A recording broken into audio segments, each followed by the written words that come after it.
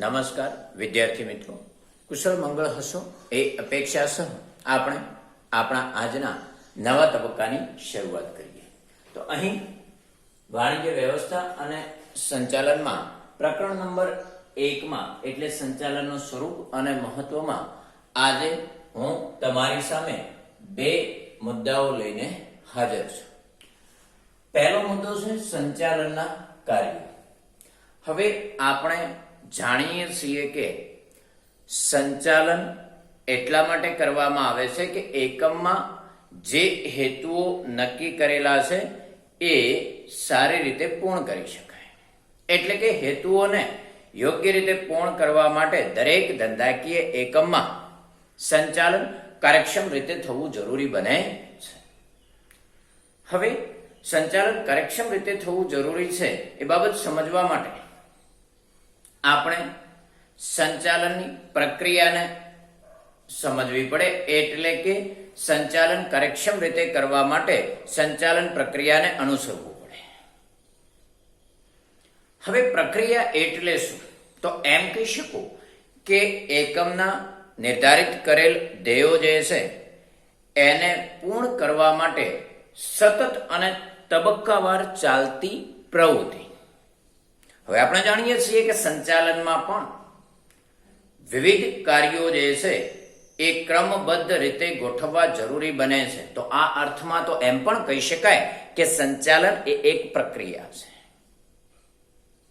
હવે સંચાલન એક પ્રક્રિયા છે તો એના અલગ અલગ ચોક્કસ કાર્યો છે. તો એ કાર્યો કયા છે એ સમજવા આપણે આગળ વધવું છે. ધ્યાન રહે કે અહીં તમારા પુસ્તકમાં પેજ નંબર 8 ઉપર સંચાલનના જે કાર્યો છે એનું વર્ગીકરણ આપેલું છે. એમાં વિવિધ નિષ્ણાતોએ અલગ અલગ વર્ગીકરણ કરેલું છે. એનો અર્થ એ થયો કે સંચાલનના કાર્યો અંગે મતાંતરો છે, કોઈ ચોક્કસ બાબત નથી. આપણે અહીં જે સંચાલનના કાર્યો ઉલ્લેખ્યા છે એ કુંતજ અને ઓર્ડોનલનું વર્ગીકરણ જે છે એને આધારિત છે. હવે આપણે ક્રમાનુસાર એ કાર્યો સમજવા જવું છે. તો પહેલું કાર્ય અહીં રજૂ કરેલું છે અને એ છે આયોજન. મિત્રો, સામાન્ય અર્થમાં આયોજન એટલે પ્લાનિંગ, કંઈક ગોઠવવું, કંઈક કરવું છે એ કર્યા પહેલા એના અંગેનું વિચારવું. અહીં પુસ્તકમાં આયોજનનો અર્થ એણે આ પ્રમાણે રજૂ કર્યો છે. હું વાંચું છું અને આપણે એ સમજીએ છીએ. એણે લખ્યું છે કે અપેક્ષિત પરિણામો હાંસલ કરવા માટે હકીકતોની પસંદગી કરવી, તેની વચ્ચે આંતર સંબંધો સ્થાપવા અને જરૂરી પ્રવૃત્તિઓના અવલોકન અને ઘડતર માટે પૂર્વાનુમાન કરવું એટલે આયોજન. અહીં એ ઉલ્લેખે છે કે અપેક્ષિત પરિણામો હાંસલ કરવા માટે એટલે તમે જે અપેક્ષા રાખી છે એ પરિણામો મેળવવા માટે. પછી કહે છે હકીકતોની પસંદગી કરવી, જે વાસ્તવિકતાઓ છે એની પસંદગી કરવી. પછી કહે છે તેની વચ્ચે આંતર સંબંધો સ્થાપવા, તેની વચ્ચેના સંબંધો સ્થાપવા અને પછી જરૂરી પ્રવૃત્તિઓના અવલોકન અને ઘડતર માટે, જે જરૂરી છે એ પ્રવૃત્તિઓનું અવલોકન અને એના ઘડતર માટે પૂર્વાનુમાન કરવું. પૂર્વાનુમાન કરવું એટલે પહેલેથી અનુમાન કરવું. તો એને આપણે આયોજન કહી શકીએ. હું એમ કહી શકું કે આયોજન કરવાથી તમારું કામ સફળ જ થાય એવી કોઈ ગેરંટી હોઈ શકે નહીં, પણ સફળતાની શક્યતાઓ વધી જાય એ ચોક્કસ કહી શકાય. એટલે કે જોખમો નિવારી શકાય નહીં, પણ જોખમોને ઘટાડી ચોક્કસ શકાય. એટલે કે એની સામે રક્ષણ મેળવવા તરફ આપણે આગળ જરૂર વધી શકીએ.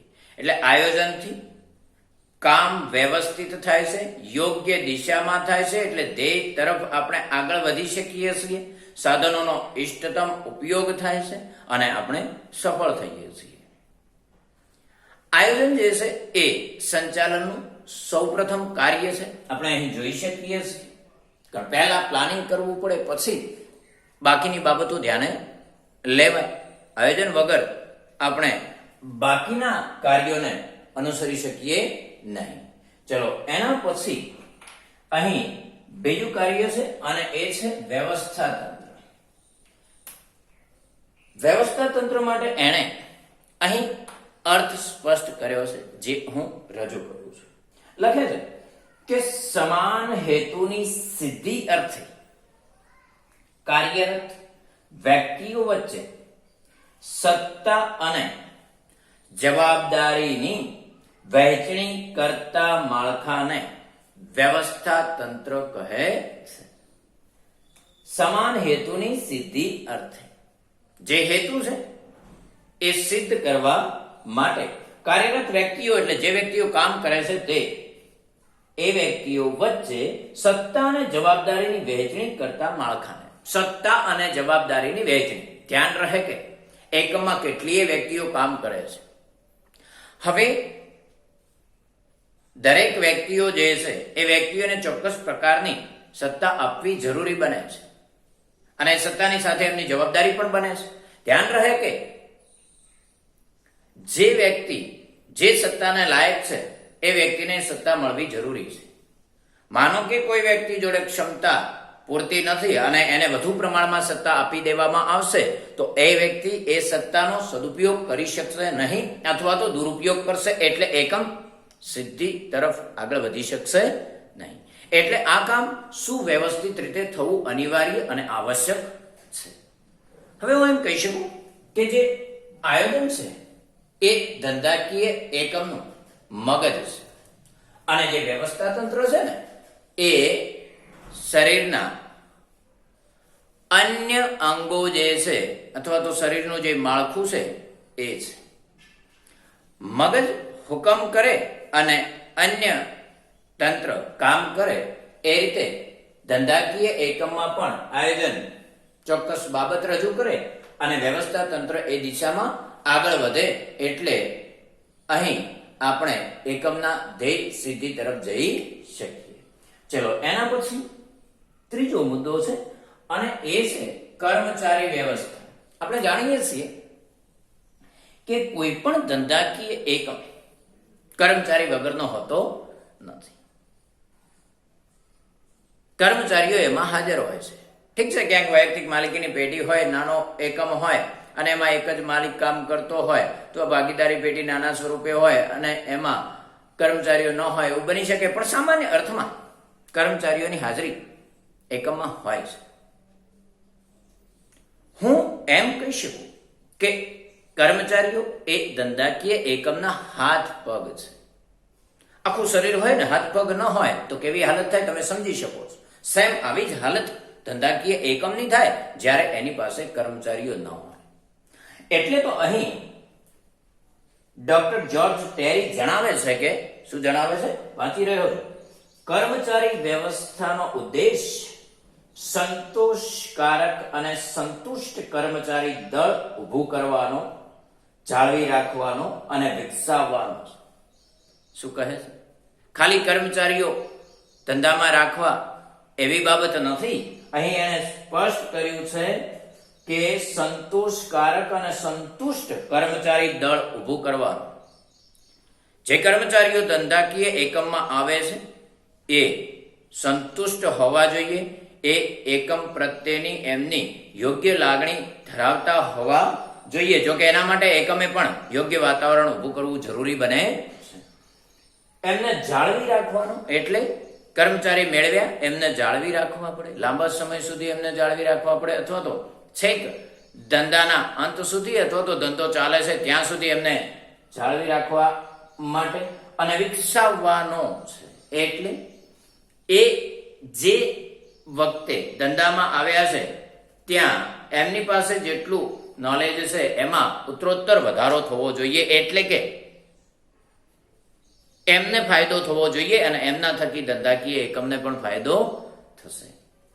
હું એમ કહી શકું કે કોઈ ધંધાકીય એકમ કર્મચારી વ્યવસ્થાને ન અનુસરે અને ફાયદો મેળવે એવું હોઈ શકે નહીં. એને કર્મચારી વ્યવસ્થાને યોગ્ય ન્યાય આપવો જરૂરી જ બને. એટલે કર્મચારીઓ અંગેની તમામ બાબતો ધ્યાનમાં લેવી જ પડે, કારણ એ લોકો જોડેથી એ ધંધાકીય એકમ લાભ મેળવે છે અથવા તો એમના થકી એ પોતાના ઉદ્દેશો કે હેતુઓ સિદ્ધ કરવા તરફ આગળ વધે છે. એના પછી આગળ વધીએ તો ચોથો મુદ્દો છે ધોરવણી. ધોરવણી એટલે શું? તો અહીં એણે અર્થ સ્પષ્ટ કર્યો છે, હું વાંચી રહ્યો છું. કર્મચારીઓને ધ્યેય પૂર્તિ માટે માર્ગદર્શન આપવું અને તેમના પર દેખરેખ રાખવી એટલે દોરવણી. શું કહે છે? ધ્યેય પૂર્તિ માટે, જે ધ્યેય છે એ પૂર્ણ કરવા માટે માર્ગદર્શન આપવું, માર્ગ બતાવવો, માર્ગનું દર્શન કરાવવું અને તેમના પર દેખરેખ રાખવી. યોગ્ય જગ્યાએ જાય છે કે કેમ, ટ્રેક છોડે છે કે કેમ, ટ્રેકમાં જ છે કે કેમ, એ કામ કરવું એટલે દોરવણી.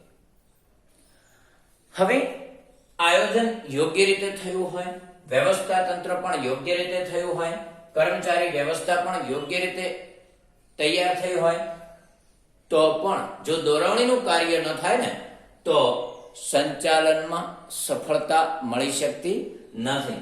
એટલે જે કર્મચારી જૂથ છે જે કામ કરવા તરફ આગળ વધી રહ્યું છે એને નિષ્ણાત તરફથી દોરવણી મળવી જરૂરી છે.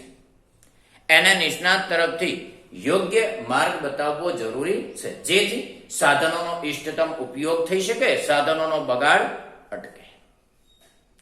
એટલે કામ યોગ્ય દિશામાં થાય, બધા પ્રયત્નો સહિયારા થાય, એક જ દિશામાં થાય અને એ દિશાને આપણે વળગી રહીએ ને તો લક્ષ્ય પ્રાપ્ત કરી શકીએ. એટલે કે એકમ સફળ થઈ શકે, સાધનોનો વેડફાટ જે છે એ અટકાવી શકાય. પછી છેલ્લો મુદ્દો છે અને એ છે અંકુશ. મિત્રો ધ્યાન રહે કે સંચાલનના અંકુશ સિવાયના જે કાર્યો છે એ સુવ્યવસ્થિત રીતે થાય, તેમ છતાં ક્યાંક ને ક્યાંક અંકુશની જરૂરિયાત ઉપસ્થિત બને છે.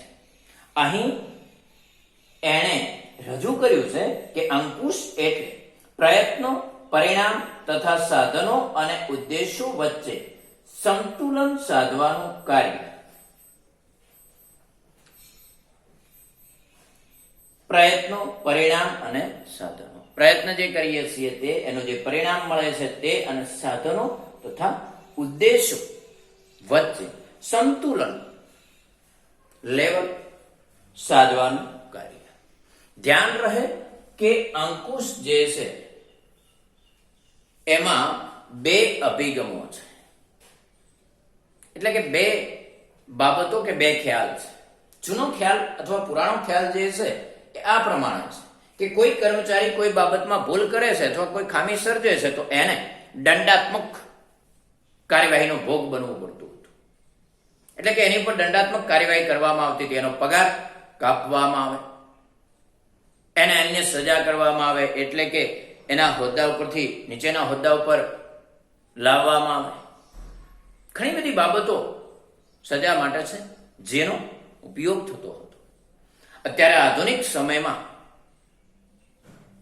કોઈ કર્મચારી ભૂલ કરે છે તો એ ભૂલમાંથી કંઈક બોધ લેવાની બાબત છે.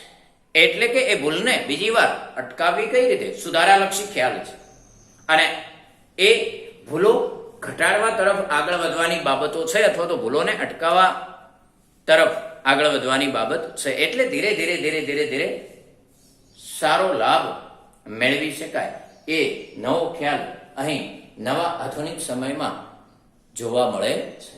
હું એમ કહી શકું કે અહીં જે સંચાલનના 5 કાર્યો તમારી સામે છે એ તમે સારી રીતે સમજી ચૂક્યા હશો. પરીક્ષામાં સંચાલનના કાર્યો પૂછાય તો આપણે 5 લખી શકીએ અને એમાં જે મેં સમજૂતી આપી છે એના આધારે તમે એને વિસ્તૃત ઉલ્લેખી શકો છો. ચલો હવે એના પછીનો મુદ્દો છે અને એ છે સંકલન. હવે સંકલન એટલે શું? તો એણે અહીં રજૂ કર્યું છે અને એ છે ધંધાકીય એકમના જુદા જુદા વિભાગોમાં કર્મચારીઓ દ્વારા જુદા જુદા જે કાર્યો થાય છે તેમની વચ્ચે એક સૂત્રતા કે સુમેળ સાધવાના કાર્યને સંકલન કહે છે. એટલે જે વિવિધ કાર્યો થાય છે એ એકબીજા સાથે સંકળાયેલા હોવા જોઈએ, સુમેળ હોવો જોઈએ, યોગ્ય રીતે એ એકબીજાને સહકાર આપતા હોવા જોઈએ એવી બાબત અહીં ઉલ્લેખી છે. એકથી વધારે વ્યક્તિઓ જ્યારે કામ કરે છે ત્યારે એ વ્યક્તિઓ વચ્ચે સંકલન હોવું જરૂરી છે. માનો કે સંકલન ન હોય તો કામ સારી રીતે થઈ શકે નહીં. આપણે અગાઉ એક બાબત સમજવાનો પ્રયત્ન કર્યો હતો કે જે સાધનો છે એ બધા જ ધ્યેય માટે આગળ વધે અને યોગ્ય દિશામાં આગળ વધે તો ધ્યેયની પ્રાપ્તિ સરળતાથી થઈ શકે. માનો કે ગાડીને ધક્કો મારવો છે, 4 જણ છે, 2 જણ આગળથી 2 જણ પાછળથી મથશે, ફાયદો થશે નહીં. 4 પાછળથી મથે તો આગળ ગાડી જશે. એટલે સહકારની વૃત્તિ હોવી જરૂરી છે. અહીં મતભેદો જે છે એને પકડી રાખવાની બાબત છે નહીં. એનું સોલ્યુશન કરીને સહકારની ભાવનાથી એક દિશામાં આગળ વધવામાં આવે ને તો ધંધાકીય એકમને ફાયદો થઈ શકે. એટલે અહીં જે સંચાલન છે ને એમાં સંકલન આવશ્યક છે. એટલે તો નોંધ્યું છે કે આયોજનથી અંકુશ સુધી તેની હાજરી છે. એટલે અહીં ઉપર જે સંચાલનના 5 કાર્યો છે એમાં આ આયોજનથી આ અંકુશ સુધી આ જે સંકલન છે એની હાજરી છે. એટલે બધે જ સંકલન જરૂરી છે. પછી અહીં ઉલ્લેખ્યું છે અને એ છે એકમનું કોઈ કાર્ય રહી જતું નથી કે બેવડાતું નથી. સંકલન હોય ને, સહકારની વૃત્તિ હોય, એક સૂત્રતા હોય ત્યારે કોઈ કાર્ય ડબલ વાર થઈ જતું નથી કે કોઈ કાર્ય રહી જતું નથી. ઘણીવાર એવું બને કે કોઈ એક કાર્ય માટે ઘણા બધા વ્યક્તિઓ મથતા હોય અને બીજું એક કાર્ય બાકી વધ્યું હોય અથવા તો એ કાર્ય પડ્યું રહ્યું હોય તો વહેંચણી થઈ શકે અથવા તો વ્યક્તિઓના ભાગ કે કર્મચારીઓના ભાગ કરી શકાય. 2 કામ સાથે થઈ શકે એવું આપણે સંકલનની મદદથી કરી શકીએ. એટલે કે કોઈ કાર્ય પડ્યું રહે એવું ન બને અને કોઈ કાર્ય બેવડાઈ જાય એવું ન બને. ઘણીવાર એક જ કામ 2 જગ્યાએ થતું હોય એવું બની શકે અને ત્યારે સાધનોનો બગાડ કે વેડફાટ થાય છે અને એ ધંધાના કે સમાજના હિતમાં નથી. પછી છે સહકાર વગર સંકલન શક્ય નથી. મિત્રો, અલગ અલગ વિભાગો ધંધાકીય એકમમાં હોય. ખરીદ વિભાગ હોય, ઉત્પાદન વિભાગ હોય, વેચાણ વિભાગ હોય, નાણાં વિભાગ હોય, ઘણા બધા વિભાગો હોય. તો માની લો કે કાચા માલનો ખરીદ વિભાગ છે અને ઉત્પાદન વિભાગ છે. આ બંને વચ્ચે સંકલન ન હોય ને તો કામ સારી રીતે થાય નહીં. પણ ઉત્પાદન વિભાગ આ કાચા માલના ખરીદ વિભાગને જણાવતો રહે કે મારે આટલા માલની જરૂર આ સમયે છે તો ખરીદ વિભાગ જે છે એ એને લગતા યોગ્ય નિર્ણયો સમયસર લઈ શકે અને કરકસરથી એ કામ કરી શકે અથવા તો એ જે ખરીદી કરે છે ને એની પડતર નીચી લાવી શકે. આકસ્મિક ખરીદી કરવી પડે એવી પોઝિશનનું નિર્માણ થાય ને ટૂંકમાં એકમને અને દરેક વ્યક્તિને ફાયદો થઈ શકે. એટલે સહકાર વગર સંકલન શક્ય નથી. દરેક સપાટીએ થતું કાર્ય છે આપણે અગાઉ જોયું છે કે સંચાલનની 3 સપાટીઓ છે. ઉચ્ચ સપાટી, મધ્ય સપાટી અને તળ સપાટી સંચાલન. આ 3 સપાટીઓ જે છે એ 3 સપાટીઓ માટે આ કાર્ય થાય છે. કયું? સંકલન. એમાં દરેક જગ્યાએ સંકલન અતિ આવશ્યક છે. ચલો પછી દરેક કાર્યો વચ્ચે જે કાર્યો થાય છે, જે કામ થાય છે એમની વચ્ચે એક સૂત્રતા અને સુમેળ સાધવાનું કાર્ય છે. એક સૂત્રતા એટલે એક દિશામાં એક બાજુ અથવા તો બધા જ સહિયારો પ્રયત્ન એક જ રીતે એક જ બાબતને ધ્યાને રાખી કરે. સુમેળ સાધવાનું કાર્ય વ્યવસ્થિત રીતે મેળ બેસે, સારી રીતે કામ થઈ શકે એ અંગેનું આ સંકલન એ અંગેનું આ સંકલન છે અથવા તો એ અંગેનું આ કાર્ય છે. હવે હું માની શકું કે અહીં જે 2 બાબતો તમારી સામે છે એ તમે સારી રીતે સમજવાનો પ્રયત્ન કર્યો હશે અને તમે સમજી પણ ચૂક્યા હશો.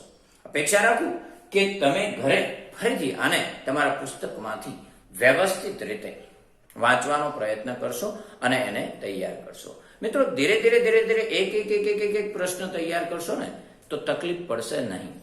બાકી પરીક્ષા વખતે ખૂબ દેવું થશે અને વધારે દેવું ભરી શકાય નહીં, અથવા તો ભરવું અગવડતા ભર્યું છે. એટલે આપણે દેવું કરીશું જ નહીં, આપણે ધીરે ધીરે તૈયારી ચાલુ રાખીશું.